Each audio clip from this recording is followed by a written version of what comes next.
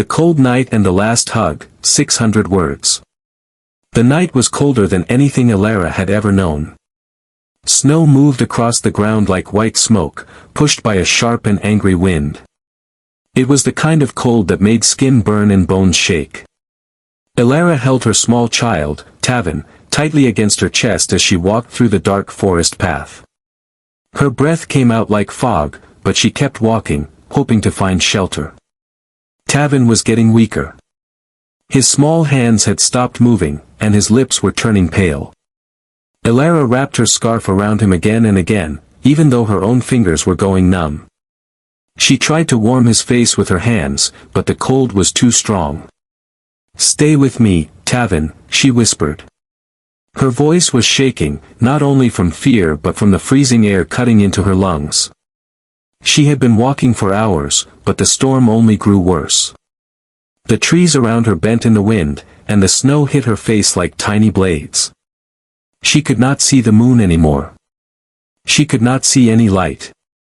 Everything was white and dark at the same time. Tavin let out a soft sound, then went quiet. His head rested on her shoulder, but his body felt heavier, too still. Elara felt her heart break.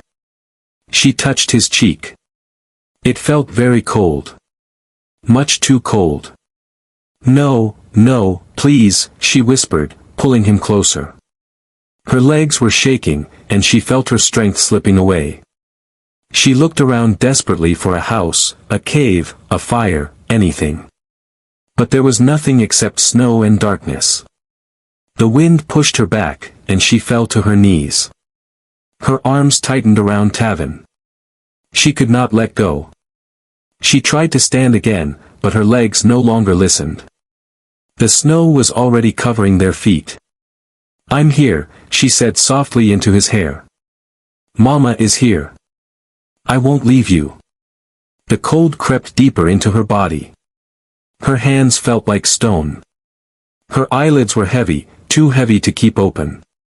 She leaned forward, curling around her child, trying to block the wind with her own body. Her heartbeat slowed. Her vision blurred. She felt as if the night was pulling her into sleep. And then, something strange happened. Through the storm, a soft blue light appeared. It was not the moon, not a fire, not anything she had ever seen. It moved through the snow, bright but gentle, almost floating. Elara tried to lift her head. She blinked, thinking it might be a dream. The light stopped a few steps away. She heard a low hum, like a machine, but smooth, almost like singing. Her eyes were closing again, but she saw a shadow inside the light. A shape. A person. Someone tall, moving toward her. A voice reached her, quiet but strong. "Hold on. I found you." She wanted to ask, "Who are you?" She wanted to say, "Please save him." But her mouth could not form words. Warmth touched her shoulder, a strange warmth, not from fire, not from human hands. It spread through her coat, into her skin. For a moment, she felt the cold pull away. The last thing she felt was someone lifting her and Tavin together, carefully, as if they were fragile. Then everything went dark. Elara's final thought before losing consciousness was simple. "Please, let my child live." And somewhere behind her closed eyes, the blue light grew brighter. She wakes in a stranger's home, 600 words. Elara woke slowly, as if rising from deep water. Warm air touched her face, something she had not felt in many hours. For a long moment, she did not open her eyes. She only breathed, waiting to remember where she was. Then the memory hit her, the snow, the storm, Tavin freezing in her arms, the strange blue light. Her eyes opened at once. She sat up quickly, breathing hard. The storm was gone. The cold was gone. And she was not outside anymore. She was lying on a soft bed inside a quiet room she did not recognize. The walls gave off a soft glow, like light trapped inside them. There were no lamps, no windows, no fire. Yet the whole room felt warm and safe. Her heart jumped. She looked around in panic until she found him, Tavin. He was sleeping peacefully beside her, wrapped in a smooth blanket. His face had color again. His breathing was soft and steady. He looked alive. Truly alive. Elara touched his cheek with shaking hands. It was warm. She let out a shaky breath of relief and covered her mouth as tears formed in her eyes.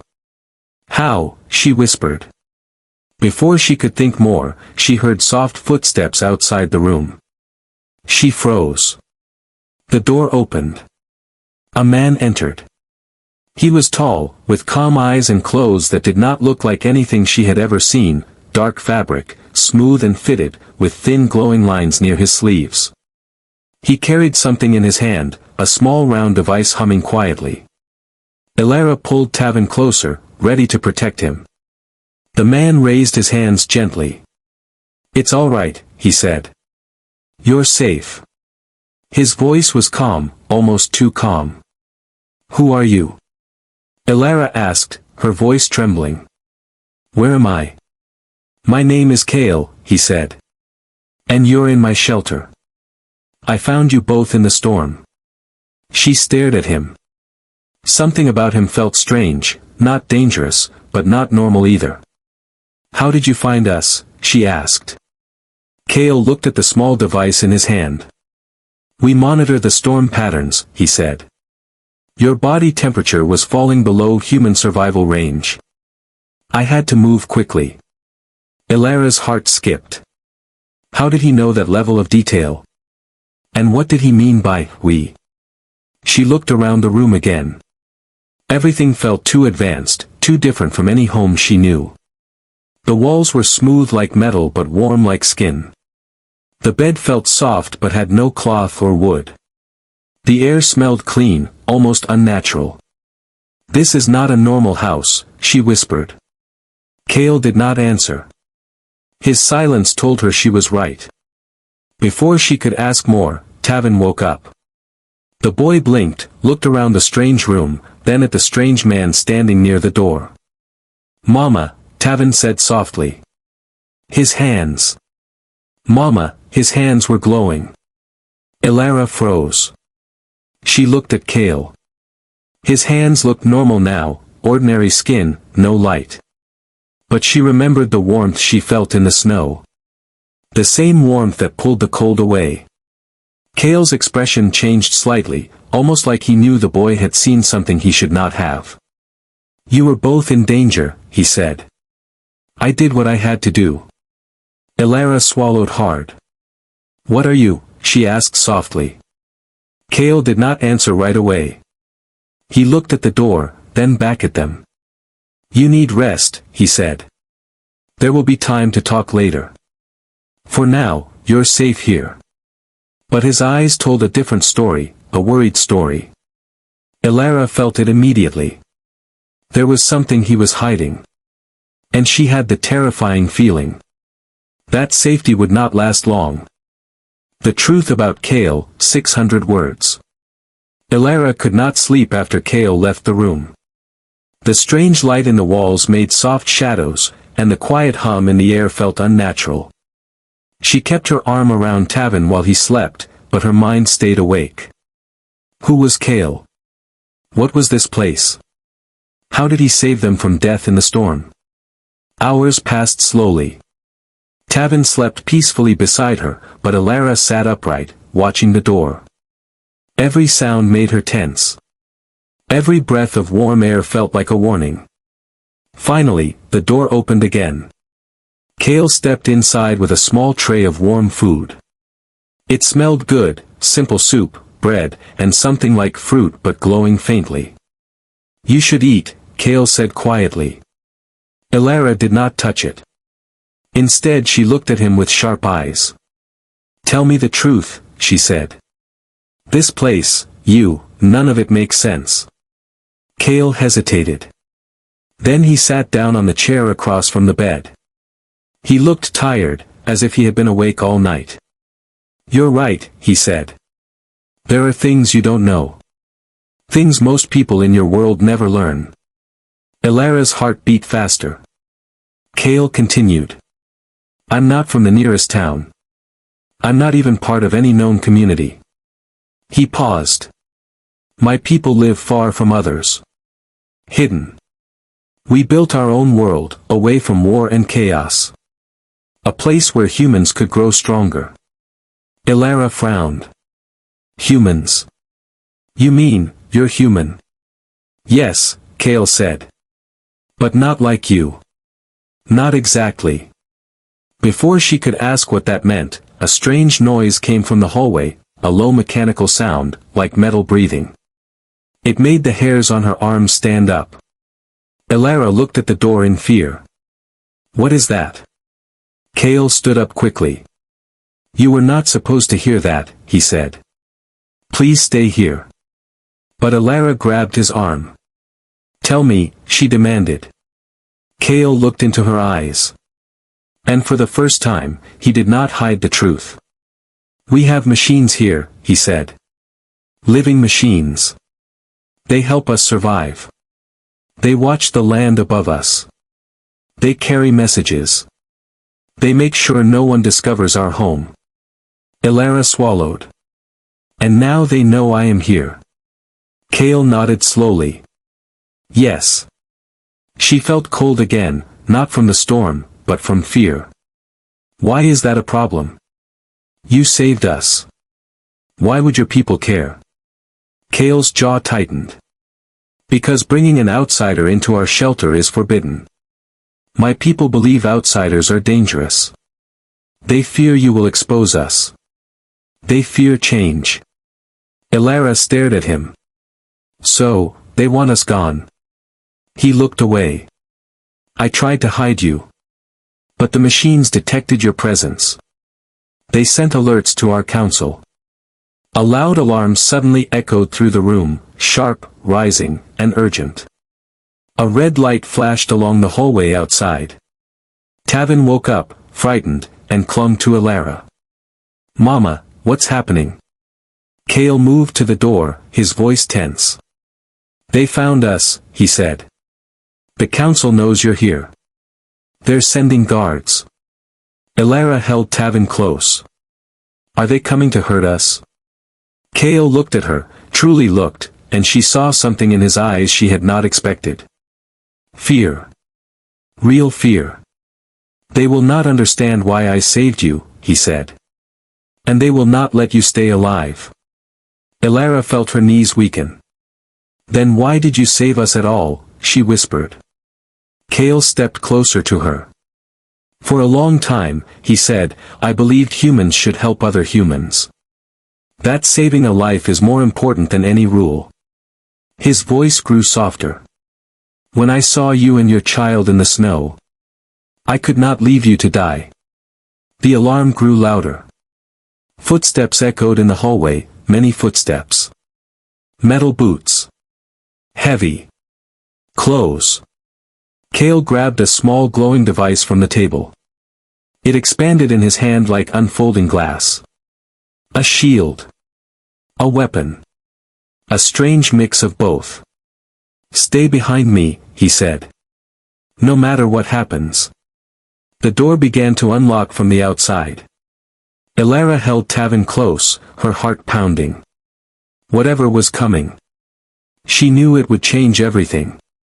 The door shook as someone tried to unlock it from the other side. Heavy boots moved closer and closer, echoing through the hallway like thunder. Ilara held Tavin tightly against her chest. His small hands clung to her shirt, and she could feel his heartbeat flying fast with fear. Kale stood in front of them with the glowing shield in his hand. The soft blue light spread across his arm, forming a clear oval shape like glass, humming with quiet power. Ilara, Kale said without turning around, no matter what happens, stay behind me. She nodded, though her legs felt weak. She could hardly breathe. The lock clicked. Once. Twice. A third time. Then the door slid open. Two tall figures stepped inside. They wore dark armor with silver lines, and their helmets covered their faces completely. Each one carried a weapon that looked like a metal staff with a glowing tip. One of them raised his weapon. "Kale," the guard said, his voice cold and sharp. "Step away from the outsiders." Kale did not move. "They will die if I do," he replied. "That is not our concern," the guard said. "You broke the law. The woman and the child must be removed." Elara felt Tavin tremble in her arms. She pulled him closer. Kale's grip on the shield tightened. "No," he said quietly. "I won't let you touch them." The guard stepped forward. Kale moved. The first guard swung his glowing staff. Kale lifted the shield, and the staff hit it with a loud crack of energy. Blue sparks flashed across the room. The force pushed Kale back a step, but he stayed on his feet. The second guard aimed his weapon at Elara. Kale reacted instantly. He stepped in front of her, blocking the attack with his shield. The weapon released a blast of light, but the shield absorbed it, glowing brighter. "Run!" Kale shouted. "Move to the back door." Elara looked confused. "What back door?" Kale tapped the wall with his free hand, and a hidden panel slid open behind them, revealing a narrow hallway. "Go," he yelled. "I'll hold them." Elara ran into the hallway, holding Tavin. Kale moved backward, blocking the guards as he followed her. The hallway was small and dark, lit only by lines of faint blue light along the walls. The guards pressed forward, striking again and again. Kale blocked each blow, but Elara could see the shield flickering, getting weaker. They reached a large door at the end of the hall. Kale touched a panel, and the door slid open with a heavy sound. Inside was a huge underground chamber with smooth metal floors and bright lights. In the center stood a strange vehicle, small, silver, and floating a few inches above the ground. "What is that?" Elara asked, breathless. "Our escape," Kale said. The guards entered the chamber behind them. "Kale! Stand down," one shouted. Kale ignored them. He turned to Elara. "Put Tavin inside," he said. "Strap him in." Elara climbed into the vehicle. The seats were soft and shaped like curves of light. She placed Tavin inside and held him close. Kale stepped back toward the guards. "You don't have to do this," he said. "They are innocent." "Innocent or not," the guard replied, "outsiders cannot know our world exists." Kale raised the shield. "Then you leave me no choice." The guards charged. Kale fought back with everything he had. Sparks of blue and white energy filled the air. The chamber shook with each strike. But Kale was fast, faster than Elara had ever seen any human move. He dodged blows, used the shield to throw energy back at the guards, and forced them across the chamber. "Kale!" Elara shouted. "Come now. Please." The shield flickered again. He did not have much time left. Kale sprinted to the vehicle and jumped inside. He hit a control panel, and the doors closed. Energy hummed beneath them. The vehicle lifted higher. Outside, the guards struck the windows with glowing weapons. Cracks of light appeared across the surface. Kale pressed another button. A bright flash exploded around them. The vehicle shot forward into a long metal tunnel. The guards disappeared behind them. Elara held Tavin tight and closed her eyes. They were escaping. But she knew the danger was far from over. The vehicle raced through the long metal tunnel at high speed. Lights on the walls flashed past like falling stars. Elara held Tavin tightly as the floating craft shook and hummed under them. Kale kept his hands on the glowing controls, his face set in deep focus. "Will they follow us?" Elara asked, her voice shaking. "They will try," Kale said. "But this old escape tunnel has been closed for years. With luck, they won't reach us in time." Elara didn't know if he said it to calm her or because he truly believed it. But she held on to the hope anyway. The tunnel opened suddenly into a huge underground cavern filled with bright blue lights and moving machinery. Giant metal arms lifted heavy crates. Strange flying drones floated above, scanning everything with glowing eyes. Elara stared in shock. "What is this place?" "It used to be our transport center," Kale said. "Now only a few systems still work. We are heading toward the exit gate." The vehicle dipped and curved through the massive open space. Tavin pressed his hand to the window and whispered, "Mama, it looks like a different world." Elara kissed his hair. "It does, baby. It really does." As they approached the far end of the cavern, a huge circular door came into view. The metal was thick and covered in symbols Elara couldn't read. "That door leads back to the surface," Kale said. "Once we cross it, you'll be free." "And you?" Elara asked. Kale did not answer. The silence scared her more than any alarm or guard. The vehicle slowed as they reached the door. Kale pressed his hand against a panel. A bright scan of light moved over his palm. The giant door began to open, revealing a dark tunnel leading upward. Cold air blew in, reminding Elara of the snowstorm again. Kale drove the vehicle into the tunnel. The walls shook as the heavy door closed behind them. The air grew colder with every meter. Finally, the craft rose out of a hidden opening in the ground and into the night forest. Snow covered the trees, and the moon hung low, glowing silver through drifting clouds. Elara breathed in the cold air with relief. She had survived this place once already, but now she felt stronger. Kale stopped the vehicle near the edge of the forest. "This is as far as I can take you," he said softly. Elara looked at him with fear and confusion. "Come with us," she said. "If your people don't want outsiders alive, then they won't forgive what you did." Kale smiled, but it was a sad smile. "Elara. I broke their law. I made my choice. If I return, they will take my rank, maybe even my freedom. But if I stay here with you, they will track me, hunt me, and they will find you again." Elara felt her throat tighten. "You saved us. Twice. I don't want to leave you behind." Kale looked at Tavin, who was now awake and watching him with wide eyes. "You saved your son with your courage," Kale said. "All I did was finish the fight." He reached into a small compartment and pulled out a round device, the size of a stone. It glowed softly in his hand. "Take this," Kale said. "If you ever need me, press the center. It will call me. No matter where I am." Elara took the device with trembling fingers. "Will I ever see you again?" Kale stepped out of the vehicle. Snow crunched under his boots. His breath came out in white mist. "You will," he said softly. "If fate allows it." He took a step back. Then another. Tavin leaned forward and waved. "Goodbye, Kale." Kale smiled at the boy, a warm, gentle smile Elara had not seen before. "Goodbye, Tavin. Be strong." The vehicle's panels lit up again. The craft rose into the air, humming with bright blue light.